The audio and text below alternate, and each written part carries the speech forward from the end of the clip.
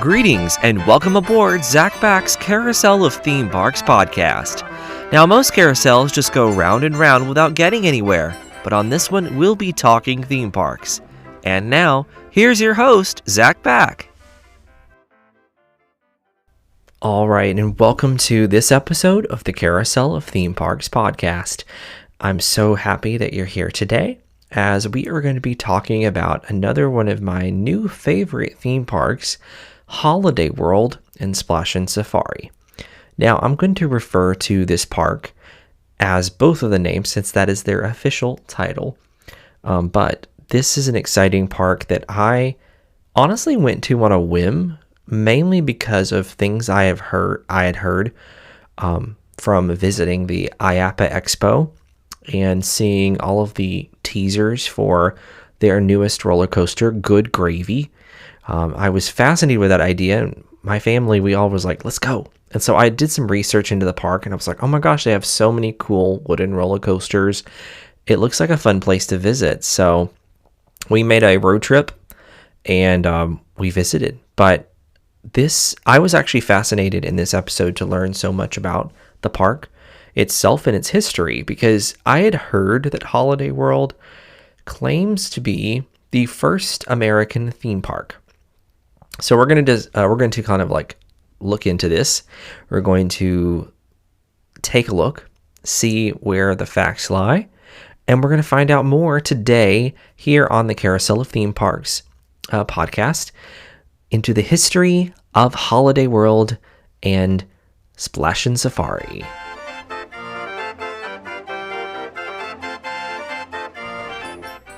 Just along the rolling hills of Indiana is a little town called Santa Claus.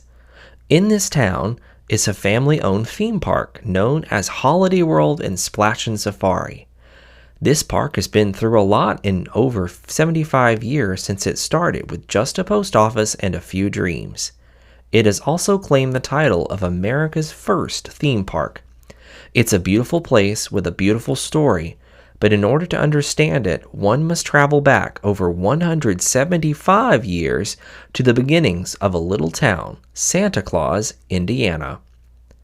Long before the wooden roller coasters that swoop through the woods today along the shores of Lake Rudolph, the park got its beginning from the origins of the town.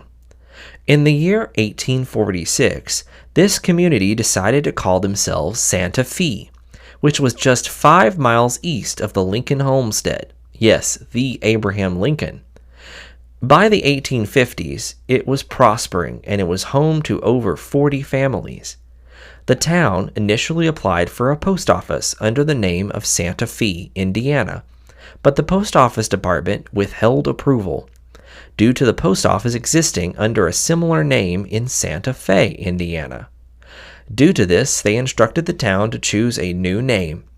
According to legend, the townsfolk were gathered in a small log church on Christmas Eve discussing a new name for the town. Suddenly, a gust of wind blew open the door, and the sound of sleigh bells drifted into the cozy room. There was no sleigh in sight, but the children yelled, "It's Santa Claus!" And the town leaders decided that Santa Claus would be a fine name for their little settlement. While the exact details of how the town of Santa Claus was named may never be known, there is no doubt that the name of the town was officially approved by the post office department in 1856. A building was built and still exists today as the Santa Claus Museum. Remember this little post office because it plays an important role later. In 1914, James Martin took over the duties as the town postmaster from his father. He had noticed the letters addressed to Santa drifting into the Santa Claus post office during the Christmas season from children around the country mailing their requests. Martin didn't think the children's letters should go unanswered, and at his own expense, he began sending replies. He took it upon himself to be the postal hub for Santa Claus. By the late 1920s, post offices from around the country were forwarding letters to Santa Claus Post Office, and in 1930, Robert Ripley featured the town and its growing letter-writing operation in his Believe It or Not cartoon. 1 year later, the Santa Claus post office received, and James Martin hand-canceled, a huge postcard more than 4 feet wide, known as the largest postcard ever mailed in the world. After a period when the United States Postmaster suggested changing the name of the town to stop the mail, Martin rallied the community to expand the effort and recruited his friend, Jim Yellig, to help him. Yellig organized groups of helpers to answer the letters from the local typing classes at the high school, students at the Arch Abbey in St. Marid, and the Sisters of St. Benedict in Ferdinand, Indiana. Martin passed away in 1935, but the tradition continues to this day. Within recent years, nearly 400,000 letters passed through the post office in that month alone, compared to the 13,000 in a normal month.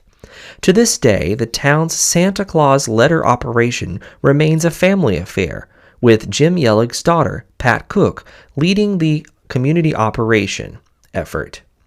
Jim Yellig plays an important role in the development of the town and eventually the theme park, as around the same time he began serving the community as Santa Claus year-round.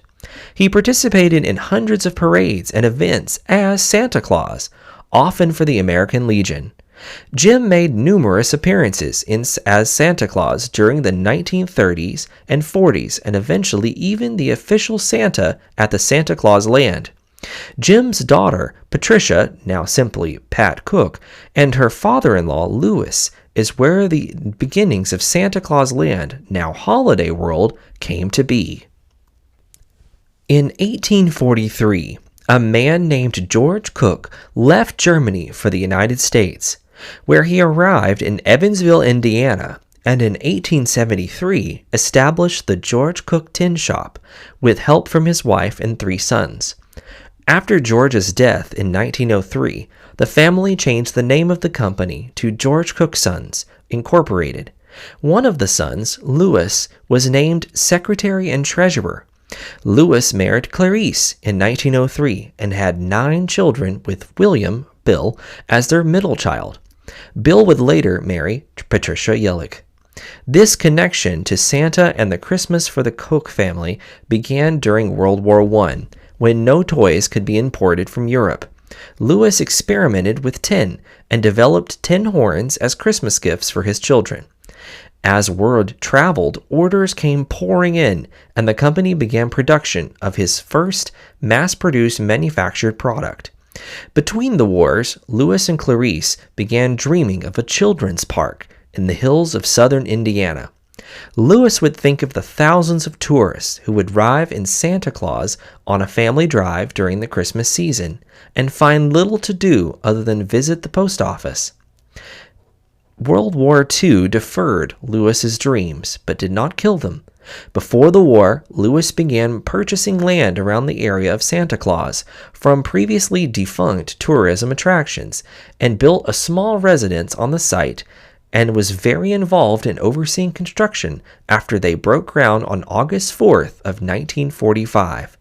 Louis J. Koch's Santa Claus Land opened a year later on August 3rd, 1946, and Santa Claus and the amusement park industry would never be the same.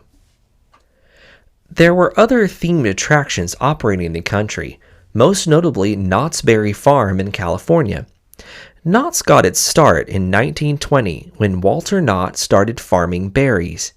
In 1934, his wife Cordelia started serving their famous chicken dinners, and in 1940, Knott started building his ghost town to entertain people waiting for their turn to eat. But Louis J. Koch's Children's Paradise was different, as it represented the first time an amusement park had been built from the ground up, revolving around a singular theme with a selection of attractions supporting that story, the first theme park. The heart of this new park was the main lodge, designed to resemble an alpine village. The building was a series of interconnected units, including a restaurant known for its chicken dinners. Next was the toy shop, gift shop, and then the exhibit hall with its Toyland exhibit. Toyland contained 76 glass-fronted display cases with toys from around the world and throughout history, as well as cases that displayed the latest toys from leading manufacturers that Lewis would solicit manufacturers to display their latest products at Santa Claus Land. The idea was that this was where children would visit Santa, and they would point out the specific toys they would like him to bring them for Christmas. In front of the lodge was a larger-than-life statue of Santa Claus, billed as the first and only full-color statue of Santa in the world. There was also a wooded area between the highway and the main lodge, with the Enchanted Trail, a 1/3 mile path that took guests past sculptured Mother Goose characters like Little Boy Blue, Winkin', Blinkin', and Nod, Humpty Dumpty, Jack and Jill, Jack and the Beanstalk, and Little Miss Muffet. The park also had a kiddie train that traveled in an oval in front of the main lodge and was available for Santa Claus Land's smallest guests, and stood at just 18 inches high and 15 feet long. The next year saw the opening of a larger train, the Santa Claus Land Railroad, which was a 1/8 scale train based on a Baltimore and Ohio steam locomotive, measuring 4 feet high and 59 feet long and featuring 2 coaches, one enclosed car exclusively for small children and one for their parents. It traveled on a half-mile-long track on a trip around the world, through a tunnel, over a bridge, past a miniature Atlantic Ocean, and replicas of the Grand Canyon, Swiss Alps, and the Pyramids. Also in 1947, Koch relocated the original Santa Claus post office to the park, transforming the building into the House of Dolls, containing more than 1,000 antique dolls, and eventually over 2,000 dolls, including miniatures of historical figures. Joining the train was the Jeep Go-Round, the first ride of its type, and the opening of the Nativity scene, which is an 18-foot-long, 5-foot-tall diorama with 9 life-size concrete figures sculpted by Louis Sorensen, who was a well-known doll designer. The figures were placed in a building constructed from hand-hewn fieldstone taken from the basement of the original Santa Claus post office when it was relocated to the park. The upper half of the structure was made of a hand-hewn oak logs from a 100-year-old home in the area. Rounding out the additions was a 2-story building near the main lodge that contained a new expanded toy shop and warehouse upstairs. Visitors could select toys at the shop and have them shipped directly from Santa Claus with the world-famous postmark. Santa Claus Land's third season continued expansions with the Deer Farm debuting, which was an area behind the main lodge that includes a family of 8 deer named after Santa's herd, and later grew to 14 European white fallow deer and several peacocks, and was soon expanded to include Animals of Christmas, Farm, and Mother Goose Legend, according to brochures from the area.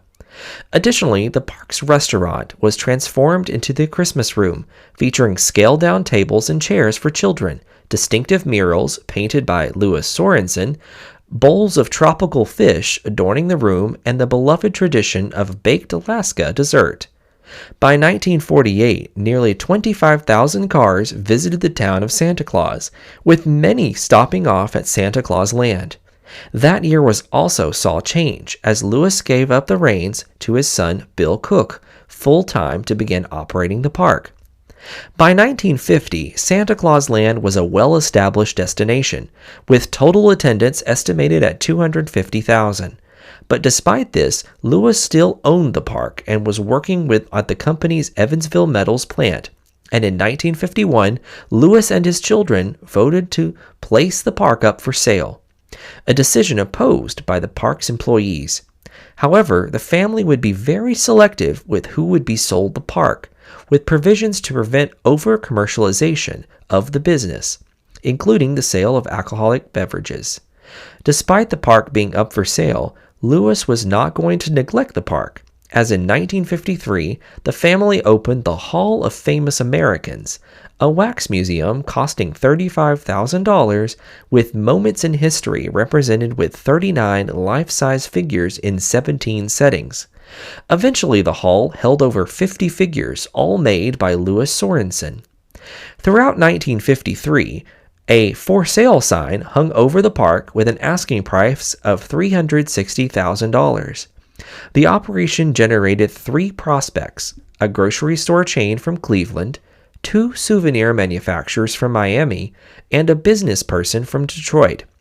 In the end, none of the interested purchasers could meet the Koch's demands, and rather than selling the park, the family moved forward with long-term plans for development. In 1955, Santa Claus Land was featured on the Mickey Mouse Club and Disneyland television shows, in a segment titled The Story of Santa Claus Land. This was shot in the park on a fall morning and starred 2 local children, and followed the letters written to Santa through the mail to Santa Claus, played by Santa Jim Yellick. This year also saw a critical change in the park's admission policy, as originally admission to the grounds and certain exhibits was free, with others having small charges.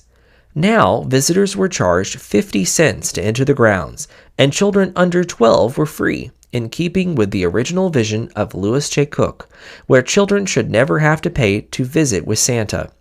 Since the town post office is now located in Santa Claus Land behind an admission gate, the charge caused consternation among local residents, but there was a free pedestrian gate that provides post office access.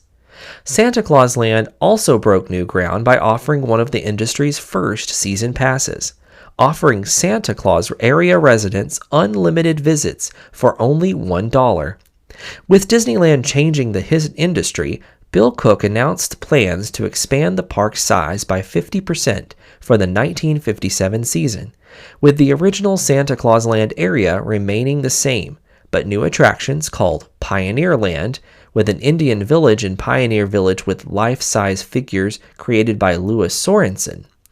Additionally, 2 transport options will be offered: the Pioneer Land train and the Pioneer Land Express stagecoach. The train was a Jeep camouflaged as an old-time steam engine, and the stagecoach was an actual stagecoach built in the 1800s.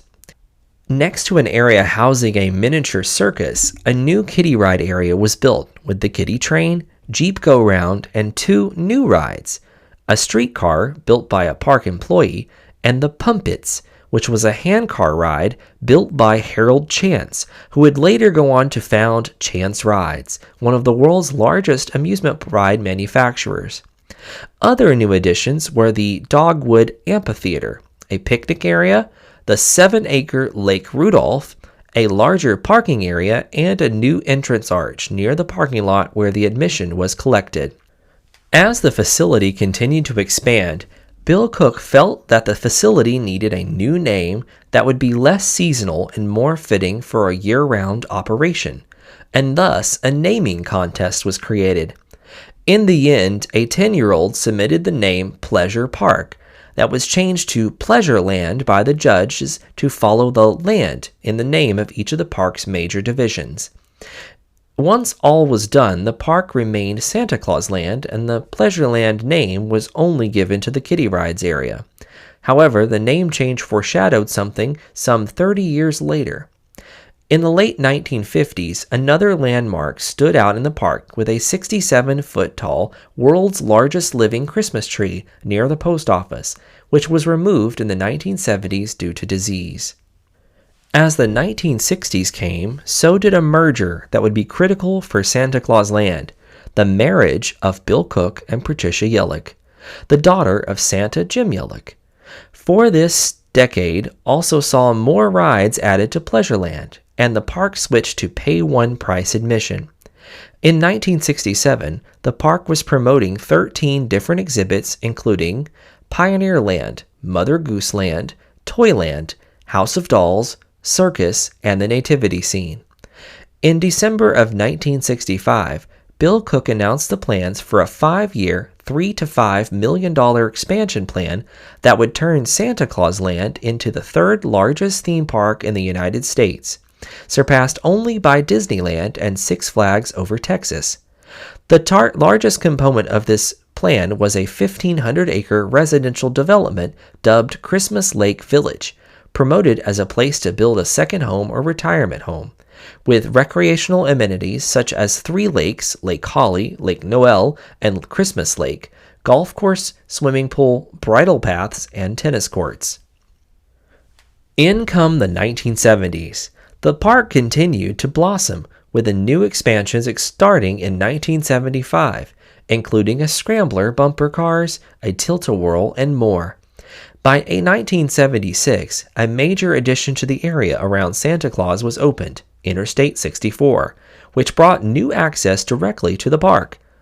Also leading up to the expansion earlier this decade, the park brought in one of the best in the business to build a master plan for the park, Randall Duell. Duell of MGM set design fame and designing most of Six Flags Park as well as the Universal Studios tour in California, Opryland, Hershey Park, and the Marriott Corporation's Great America theme parks in California and Illinois, set to create something that the family and world would be proud of in Santa Claus Land. By 1978, Bill Koch began to tease a 10-year expansion plan with ideas to rename the park, and it would become a holiday land with sections of the park themed to different holidays, with possibilities including Halloween, Memorial Day, Independence Day, St. Patrick's Day, and Lincoln's birthday. Slowly, the park began adding bigger and more adult theme rides as they began to transform the park from a kiddie park to a major amusement park. By 1988, Koch said Santa Claus Land would become Holiday World, a community celebrating major holidays in America. 1979 completed Independence Plaza, an area devoted to the 4th of July and honoring Paul Revere's Midnight Ride. 1981 changed things when Blitzen, a roller coaster purchased from Geauga Lakes Amusement Park in Ohio and manufactured by Pinfari of Italy, the steel track ride stood 38 feet tall and featured 1,400 feet of track. By 1983, the park added the Thunder Bumpers Jr., a starter ride for the Thunder Bumpers. This was the last ride added by Santa Claus Land. The park reopened in the 1984 season as Holiday World, complete with the Christmas area, where Pleasureland was renamed Rudolph's Reindeer Ranch, a new 4th of July themed area anchored by an avenue of flags displaying 20 variations of the American flag, and finally a quarter-mile walkway loop was built through the woods, following the former Pioneer Land train route. The path also led to the newly constructed Halloween section, with several rides moved and renamed to be in this area to support the new attraction, the Frightful Falls Log Flume. 1986 saw the official debut of the park mascot, Holly Dog, after a few stage show appearances since 1985. According to Lori Cook, the daughter of William Cook, great-granddaughter of Bill Cook, the original costume for Holly Dog was supposed to be a generic knockoff of Snoopy, with tan and brown instead of black and white, and debuted at a show called On Broadway in the park, when the dog character appeared in a section with the show's song Supper Time from You're a Good Man, Charlie Brown. After this, the tan and white dog started wearing a baseball cap and began meeting around the park. In 1988, the costume was completely redesigned by Scallion Productions and has been Holly Dog ever since.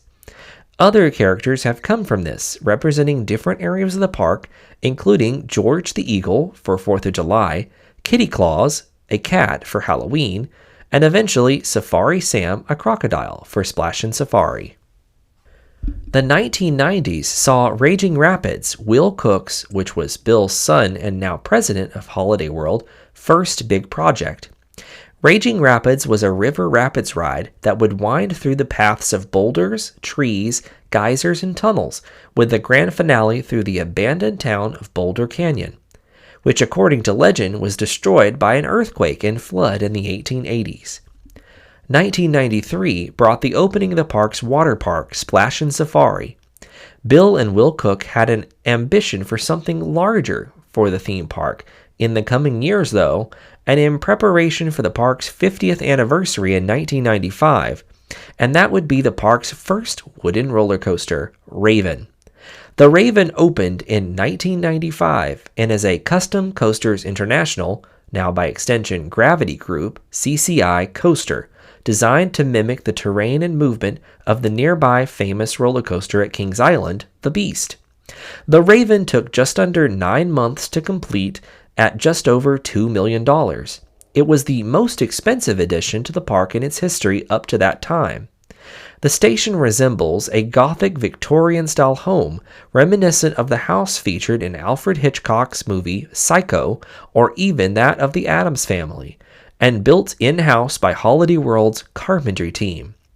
The roller coaster features an 80-foot-high lift hill that crests just to the left of the park's main entrance and passes through dense foliage and woods to a much-anticipated swoop turn over Lake Rudolph before following the natural topography through the woods and back to the station. According to engineer Dennis McNulty, some construction workers jumped to the train even before they had the chance to test the ride. So a result, the first test runs had actual people riding the coaster instead of the typical sandbags. The Raven was a hit, and in 1995 saw the first Stark Raven Mad roller coaster event for roller coaster enthusiasts, now Hollywood Nights, to ride the attraction over and over, even at night. Originally, Will Koch expected the attendance to jump 18% in that first year of operation, but actually attendance spiked to a 40% increase. In the years after that, in 1999, Hollydog saw a new home with Hollydog's Funtown, featuring a family play structure, preschool play area, splash pad, the Hollydog's All-Star Theater, and 2 new rides from Zamperla, a family Jeep ride and a family roller coaster, the Howler. Another major milestone decision, announced in the fall of 1999, would have much more impact on attendance, creating quite the stir in the amusement industry, and that would be the bold move to offer free unlimited soft drinks to all guests.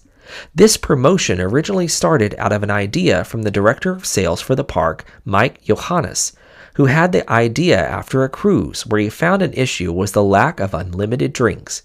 He brought the concept back to the park and started offering it as a wristband for additional charge on consignment tickets and group outings. Guests continued to ask about the unlimited drink program, and so in the fall of 1999, Mike agreed with Will Koch to offer the program, first gaining criticism when announced at the IAAPA Expo of 1999, and the honor of Best Promotion Award by the IAAPA Expo of 2000. 2000 brought another banner year for the park, with another exciting addition to it. In the previous years, the park began to gather ideas and information from the American coaster enthusiasts at the No Coaster Con in Chicago, with these ideas inspiring the next addition to Holiday World, the Legend. Taking feedback from the Raven and other similar wooden roller coasters around the area, this new roller coaster was designed and built again by CCI. The Legend opened in 2000, inspired by the Washington Irving story, The Legend of Sleepy Hollow. The park and engineers worked with Will Koch on the design, where the guests board the coaster in a recreation of a New England-style one-room schoolhouse, complete with a bell tower and a large chalkboard along the station's one wall. The Legend became another instant classic for Holiday World, with another record-breaking season with attendance for 2000. A new attraction was added to Halloween in 2002 with the Zamperla Flying Carousel Hallow Swings, and in 2003, Liberty Launch, an S&S Power double-shot tower, replaced the Hall of Famous Americans in the 4th of July. 2004 marked a major year for the park, where a prestigious honor was bestowed upon the park during the IAAPA trade show in Orlando. The industry's most coveted award, the Applause Award, announced that Holiday World and Splashin Safari would be the 2004-2005 recipient. At that time, Holiday World was the only American finalist that year, along with the 2 distinguished European theme parks, Gardaland in Verona, Italy, and Tivoli Gardens in Copenhagen, Denmark. A few years later, another roller coaster would grace the skyline of the park and break park records, the Voyage.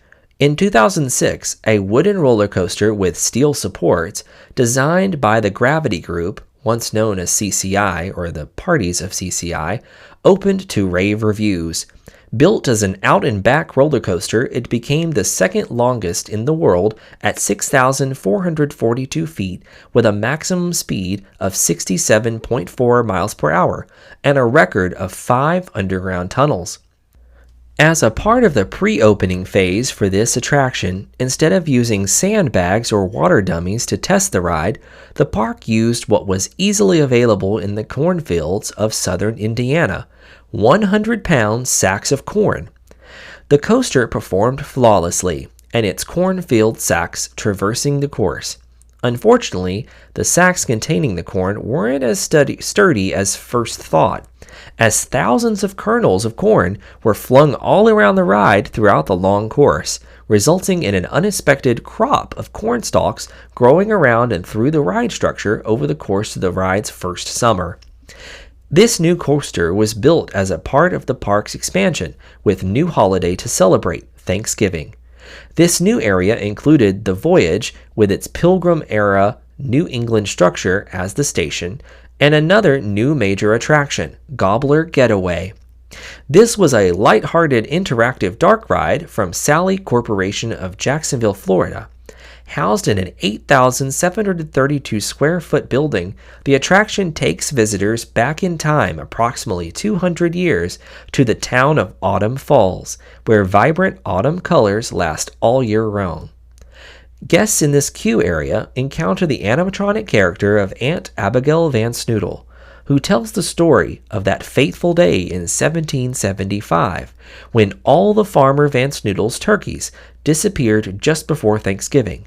She explains that the turkeys will answer only to the special turkey callers that the townsfolk use to help round up the missing fowls. Guests then board specialized turkey trotter vehicles designed by Italian ride manufacturer Bertazan. Each vehicle is equipped not with a gun, but with the turkey callers Aunt Abigail was describing, complete with electronic scoring. But then you are whisked back in time to 1785 to help round up the missing turkeys in a very whimsical, often comedic musical adventure.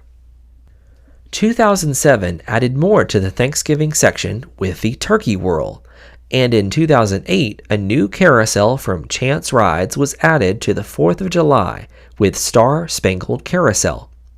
2009 saw the world's tallest water flume added to the Thanksgiving section, initially called Pilgrim's Plunge. This $4.3 million water attraction from Intamin boasted the world's largest flume drop at 131 feet.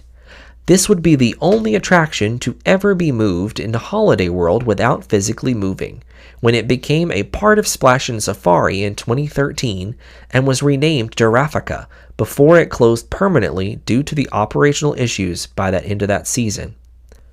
Unfortunately, the end of an era occurred when President Will Koch passed away unexpectedly in June of 2010, causing a shuffle in the ownership and management of the park. Shortly after this, the park president was appointed by the Koch family as Matt Eckhart, one of Will Koch's 2 general managers. Nothing new came to the park for a few years after this, with the Mayflower, a Chance Ride swinging ship, added in 2014. Leah Koch, one of Will's children, began to lead a new effort for the park, a steel roller coaster. The children had been trying to sway Will Koch into building a steel roller coaster at the park for years, and now was the chance to make it happen, as just before Will's death, he had found the model of steel coaster for the park, the Wing Coaster from Bolliger and Mabillard. In 2013, the park reached out to B&M to pull the most recent plans that Will had discussed with them and started from there, thus became Thunderbird. Thunderbird opened in 2015 with the connection that the attraction would be on the side of the farm from one of the original pilgrims who attempted to harness the power of the bird. This would mark yet another addition to the Thanksgiving area of the park, but the park wasn't finished telling this story just yet. In 2021, Holiday World celebrated 75 years since the opening of Santa Claus Land. The park celebrates by releasing a commemorative book written by IAPA historian Jim Futrell, along with co-authors Ron Gustafson, Dave Hahner, Neil Hedge, and Leah Koch. In 2022, Holidays in the Sky Drone and Fireworks Spectacular premieres. Each night, 300 drones take flight, showcasing the fun of each of the holidays of Holiday World. Most recently, in 2024, Good Gravy opens to the public on May 11th and is voted the best new theme concept by Amusement Today voters and the #1 new theme park attraction by USA Today's 10 Best. Good Gravy, Holiday World's first family coaster, is a 1,500-foot wild ride to save Thanksgiving dinner. You'll travel forward up a 7-story tall spike, then backwards to make more gravy and save Thanksgiving dinner. Your journey begins at Thanksgiving dinner at Grandma Gracie's house.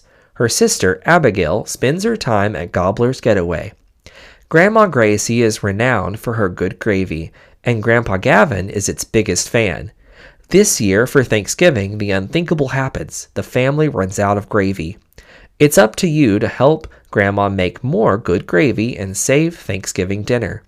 As you whisk up a fresh batch of gravy, you'll board a giant gravy boat-shaped train and dodge gigantic kitchen accessories and ingredients, including a chicken timer, whisk, rolling pin, Cook dairy bottle, and a box of Ruth stuffing. These last two references are connected to the park's family, the Cook family, and Ruth Seams of nearby Evansville, Indiana, who was the inventor of stovetop stuffing. This latest addition to Holiday World's Thanksgiving area started a new era for the park that we are all living in today. As one may see, the park has been through a host of different eras, with origins as the first theme park. We can continue to look at the origins of Christmas in Santa Claus Land and the focus onto children to ensure that Holiday World continues to be the world-famous theme park it is today.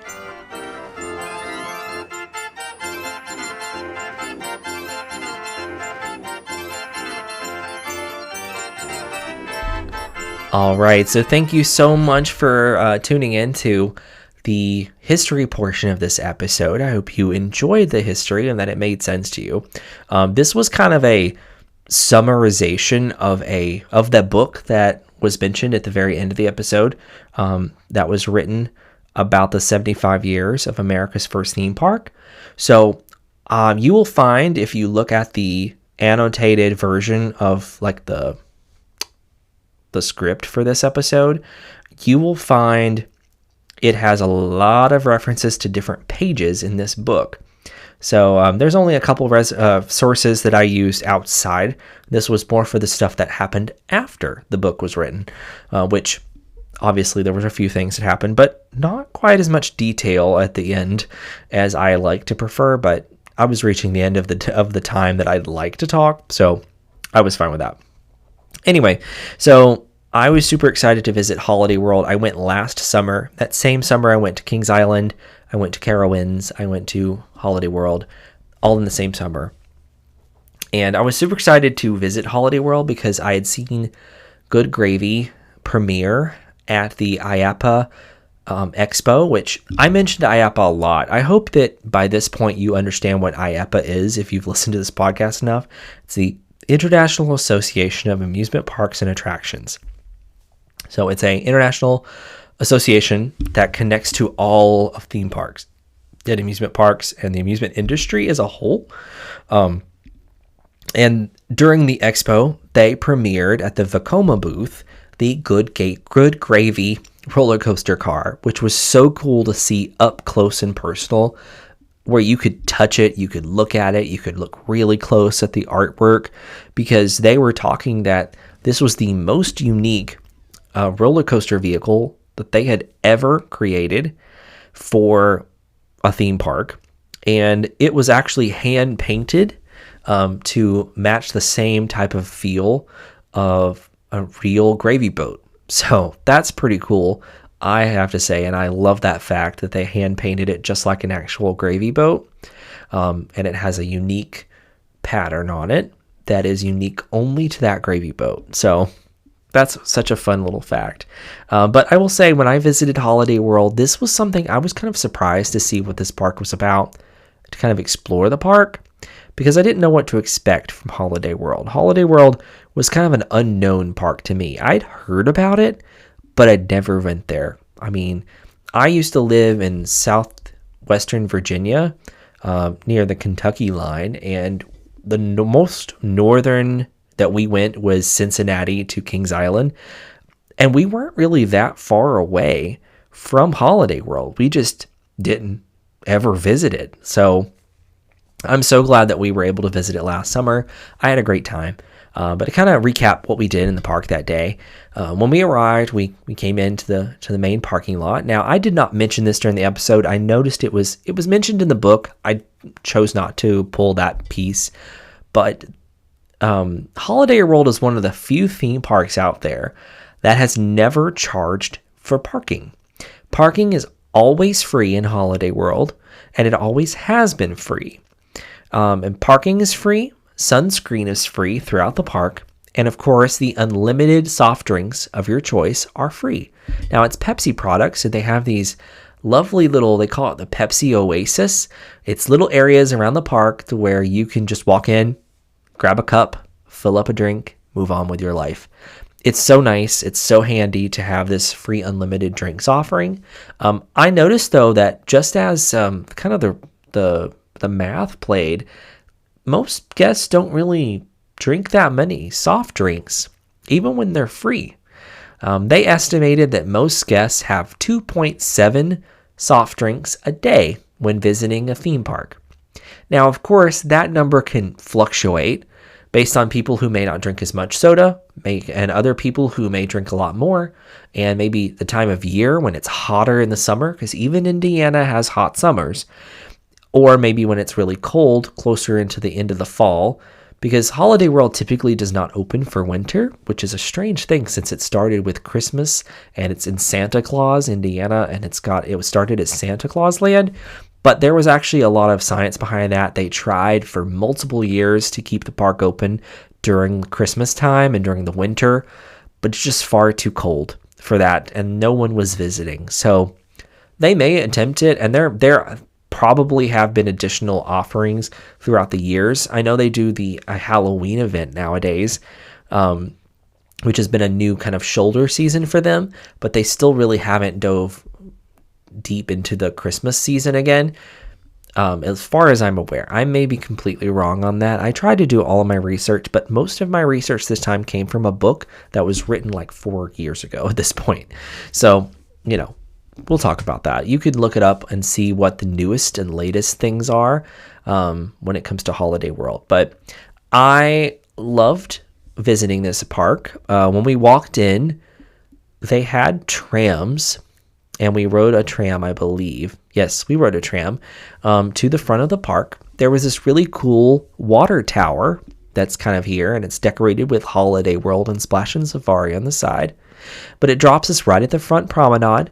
This is where you see that, iconic area of the entrance space with the raven kind of sitting right along the edge of the entrance. So we walked on in, and we had tickets purchased ahead of time. I bought them on like Black Friday the year before, and they were valid for the full year. As long as you went that year and went to the park, it was fine. So we went, and we used our tickets. I got a really good deal on them. Honestly, Holiday World is very affordable if you catch certain sales. So I'm saying that it's probably a very affordable park anyway. But we visited at a very a nice time of year. It was like right in the heat of summer, so it was still a little warm, but it wasn't sweltering like we're used to in Florida. So I wasn't that disappointed in my visit. Anyway, so we came in, we started looking around the Christmas area of the park. It's beautiful. I honestly at the time didn't know how old it was. I would have looked at it a little bit differently, I think, knowing what I know now. And I hope that you know more now based on the information that I've provided you in this episode, to where you could walk into Holiday World with a different perspective and see the history, see the real long history of this park. Whether or not this park is the first theme park, that's a whole other story. I could get on a whole tangent on that one. It's funny because the book is written in such a way to where it does make it sound like it's a very like prideful, boastful comment. In a way, I know they're not meaning it that way per se, but it just sounds that way because they keep referencing Knott's Berry Farm. And Knott's Berry Farm also claims to be America's first theme park. Now, you can look at both and kind of see their argument. Holiday World says it is the first theme park. Now, themes meaning single theme. It's the first park built from the ground up based on a single theme, Christmas. Now, you may think, well, Knott's Berry Farm was built around the Wild West. And the book said this. I will say this. The book said at one point, at the very first part of the book, is that Knott's Berry Farm was built with pieces pulled from real ghost towns around the West. And it was pulled together as more or less an entertainment to keep people occupied while they're waiting for chicken dinner. Now, we are going to get into that's literally the next episode we're going to talk about is Knott's Berry Farm. So, surprise, spoiler alert, I'm talking about Knott's Berry Farm next episode. The next history episode, that is. And we'll talk more about this. We'll kind of dive deeper into this in that episode. But I wanted to put the two back to back because I want to compare the two. I want to compare the story of the two. Now, I have a personal belief that Knott's Berry Farm was actually first when it comes to a theme park. Now, what we could define today as a theme park, I think, is a place that follows themes. Now, it's one or multiple. And they said at one point in the book is that, Knott's Berry Farm really didn't connect to the theme very loosely. But it did connect to the theme. So we're dancing around the facts here. So, I'll let you make your own choice here, your own decision. And at the end of the day, does it really matter? Both resulted in beautifully fantastic theme parks. Whether or not their origins were the first or not, it doesn't truly matter. But let's continue to talk about Holiday World since that's where we are today. So I loved the Christmas area of the park. I really feel like there could be an attraction in this area of the park. I think that would be a really fun addition to the park in some way. If there is space here, I'm not sure. But some sort of attraction that the whole family can enjoy in the Christmas area, I feel like that would just put this above for me. Because right now you can ride I'm getting tongue-tied here. You could ride something with your whole family in 4th of July. You could ride something with your whole family in Halloween. You can definitely ride something with your whole family in Thanksgiving. But there's really no attraction, no ride that you can experience in Christmas, at least that I saw. Now, of course, there's a show there. There's a theater that they use. But like the kiddie area, which is Rudolph's reindeer area, that one is more, it's all kiddie rides. And when I say kiddie rides, I mean these are small rides. Only kids can ride these rides. No adults can ride most of them. There may be an exception in there somewhere. I really did not walk over and explore this area very much, but it's still a beautiful park nonetheless. The Christmas area really felt like historic. And I definitely noticed that nativity scene. I didn't realize the historical relevancy of that scene. Anyway, we walked through the park. I think we went to Halloween first, so we went and rode the Raven first.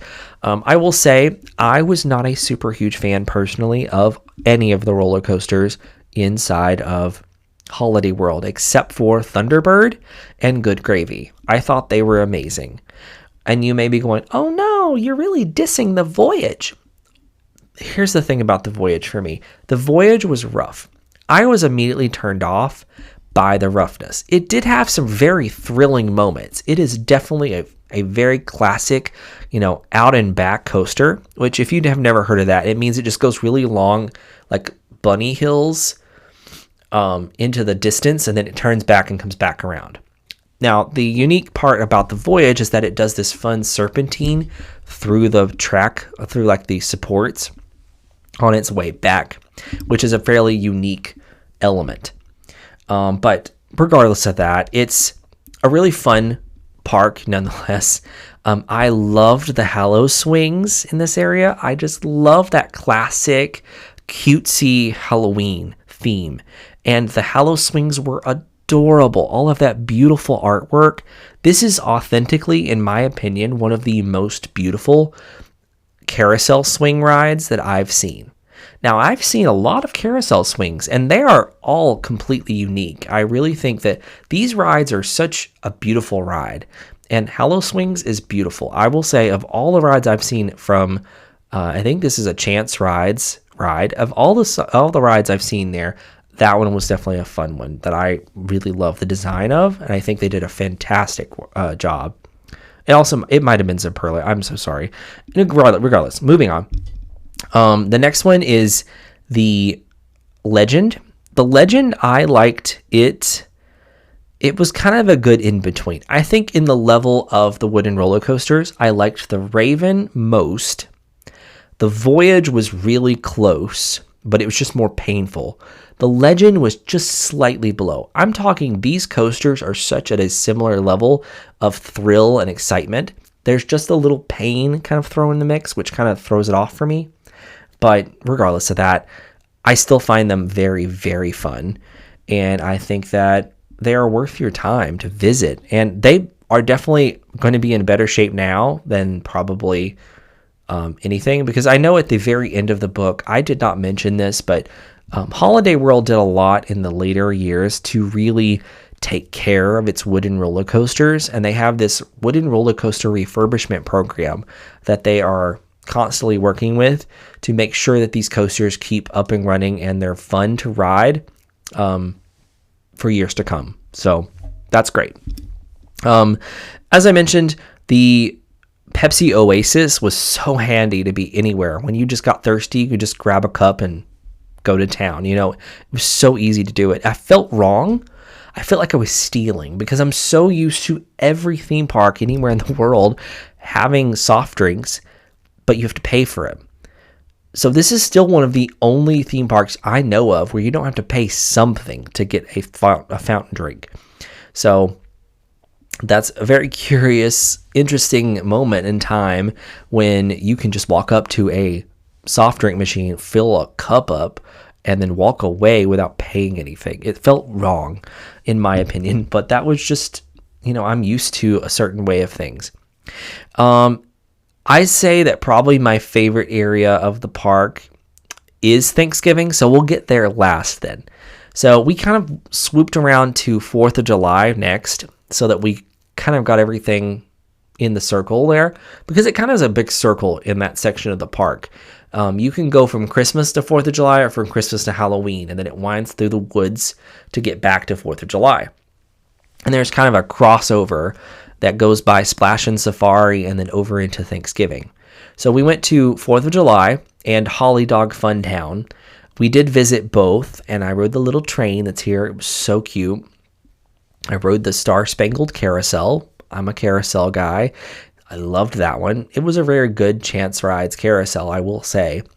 And the whole area of the park, it was just beautiful. There was the train was on display there, which I didn't realize the historical significance of that miniature train. But woo, that's exciting to see that there. Beyond that, Holly Dog Fun Town was a lot of fun. Now, of course, I'm too old for anything in there, but it was fun to see it all. So hey, I'm sure it's fun for the kids, and that's the whole point. That was the point of it. That's the point of Holiday World, after all. That was the point of Santa Claus Land, was a children's paradise. Regardless. Anyway, we move on over. Now, the River Rapids ride was closed during my visit. I actually believe that it may have been removed since then. I'm not sure. I have not been since 2 years ago. Well, last summer. It was not this past summer, the one before it. So last year. So I went last year. Maybe it was just encountering some technical delays, but it did not look open during my visit or would be anytime soon.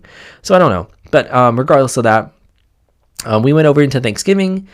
I rode the Voyage. I think I rode the Turkey Tilt-A-Whirl, which was fun. It's such a cute version of the ride. Gobbler Getaway was a lot of fun. I love a good Sally Dark ride, and this Sally Dark ride is gorgeous, and it's super unique, and it's funny. It's whimsical, it's funny. As I told you the story and the history, like, that story is so good, and I just mean it. It's so good. It's funny, it's funny, it's funny. There's a Busby Berkeley spectacular at the end with turkeys. Like, you can't get this wrong. It's so good. I would ride this over and over and over again. Luckily that day, it was a pretty short ride. However, I did not ride it again. I really wish I would have. Anyway, we did try some food over here. This is kind of where we ate. There is a Thanksgiving restaurant over here next to the Voyage and across from Gobbler Getaway. And it serves literally Thanksgiving dinner. That was delicious. We enjoyed it. For theme park food, it was very different to see that kind of food in a theme park. Delicious nonetheless. Of course, some of the things did taste very commercialized, like, I don't know, mass produced, but otherwise it was pretty good for theme park food. We continued on up into Good Gravy. I believe we rode Good Gravy next, or we rode Thunderbird next. We would one or the other, and then we came back to the other side. So Good Gravy was a lot of fun. I love that this has a indoor queue that is themed and has props of different kitchens throughout the years with numerous different gravy boats. It's like there's trophies everywhere throughout the queue about gravy boats. It's so funny. And then it was a lot of fun. The ride itself was a lot of fun. Of all of this type of ride, I typically don't enjoy these types of rides, but this one was the most fun I think I've ever ridden. So definitely recommend Good Gravy. The theme is over the top. It's fantastic. It's amazing. It's so fun. And then Thunderbird, the last roller coaster in our journey here at Holiday World. I rode this one. I love a good wing coaster. I love Wild Eagle at Dollywood, and this one was really good too. Actually, it had a little extra punch to it than Dollywood, because I found out that Thunderbird has shorter trains so that it can take tighter curves and tighter loops. So that's really cool. But yeah, so that was my experience at Holiday World. Of course, I went here. I really didn't have all this knowledge. So now I want to go back. They should really publicize this more. I mean, they probably do. I just wasn't listening. Anyway, thanks for listening to this episode of the Carousel of Theme Parks podcast. I hope you enjoyed the jabbering on and the history that I talked about in this episode, and that you'll join us on the next ride around the carousel. Now, I also put in the main description on this one that this is the last one in our season 1 of the carousel, our rotation 1, if you would. I'm patterning these episodes around a color wheel, specifically a 6-section color wheel, just like a 6-section carousel of progress. Haha, you see? So we went through 6 different park history episodes, and now we're going to start our second loop around the carousel. So I'll be starting season 2 with the next park history episode. In the meantime, though, our actual next episode will be a chit-chat episode next week. I do hope to talk about my weekend trip. Literally, I'm leaving tomorrow to Dollywood for Christmas at Dollywood with Smoky Mountain Christmas. So I can't wait. I'm going to come back and I'm just going to chat about that for a little while on a episode. We'll talk about kind of seasonal experiences at Dollywood and kind of what's on the available roster for Smoky Mountain Christmas and kind of reviewing it. So I hope you'll join me next week for that chit chat episode, and then the following week for Knott's Berry Farm. We'll be discussing that. Can't wait for that one.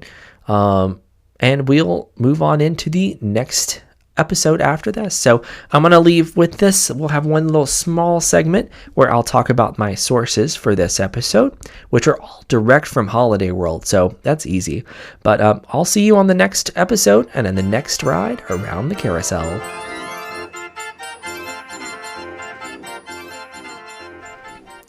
On this episode of the Carousel of Theme Parks podcast, we used sources from the Holiday World and Splashin Safari 75 Years of America's First Theme Park by Jim Futrell, Ron Gustafson, Dave Hahner, Neil Hedge, and Leah Koch. Also found here is a timeline as well as the Good Gravy description from the Holiday World theme park website. You can find all of these sources on my source page, which is where you can find my full notes from today's episode, as well as every single source and where I sourced every single fact from the history. Thanks for listening, and we'll see you on the next ride around the carousel.